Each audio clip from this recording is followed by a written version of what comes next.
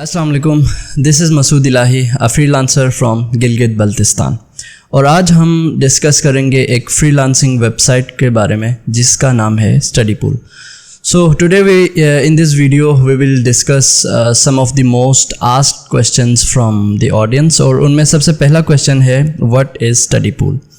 Study pool एक freelancing website है, just like Upwork, Fiverr. इसमें आपने ट्यूटोरिंग करनी होती है। मुख्तलिफ़ कंट्रीज से स्टूडेंट्स आते हैं, अपना क्वेश्चन पोस्ट करते हैं और आपको उनके क्वेश्चंस का आंसर देना होता है। So the second question is how it is better from other freelancing websites.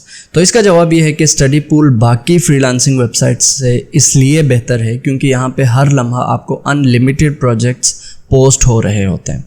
और तीसरा फ़ायदा ये है, जिस तरह के फाइवर और अपवर्क में आपको एक लिमिट दिया जाता है कि आपने डेली इतने बिड्स करने हैं, इतने प्रपोजल्स भेजने हैं, लेकिन स्टडी पूल का फ़ायदा ये है कि आप अनलिमिटेड बिड कर सकते हैं डेली।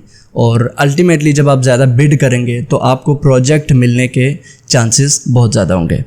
उसके बाद चौथा फ़ायदा ये है कि इसमें पेमेंट आपको बाकियों से ज़्यादा मिलती है। छोटे छोटे क्वेश्चंस होते हैं और उनको आंसर करके आप $15, $20, $50, इवन जब आपका प्रोफाइल ग्रो करता है उसके बाद आपको $200-300 के प्रोजेक्ट्स भी मिल रहे होते हैं।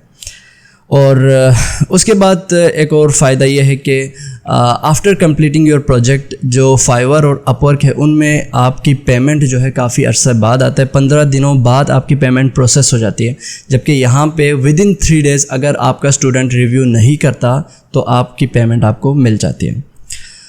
और इसी तरह एक और फ़ायदा ये है कि यहाँ पे ट्रैफिक बहुत कम है। इसी पॉइंट से मैं आपको बताता चलूँ कि स्टडी पूल पे हर बंदा अप्लाई नहीं कर सकता।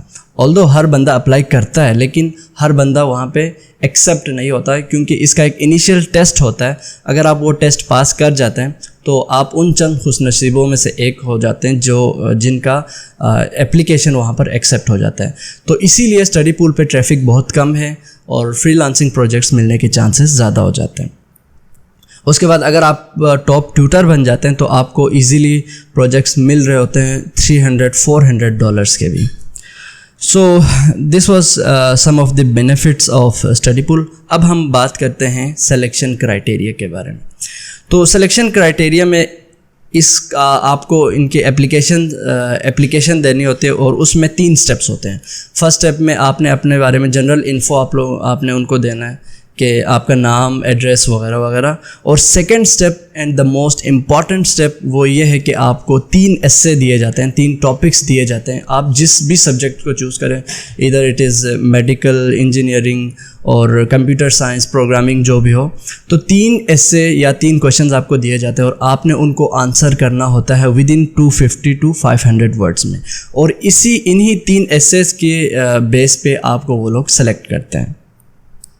और आखिरी स्टेप आपने उनको अपनी एक पिक्चर और CNIC स्कैन करके उनको भेज देना होता है। और इन 3 स्टेप्स के बाद आपका एप्लीकेशन सबमिट हो जाता है और with in next 24 to 48 hours आपको उनकी तरफ से ईमेल आ जाती है, इधर यू आर एक्सेप्टेड और rejected. So this was the selection criteria.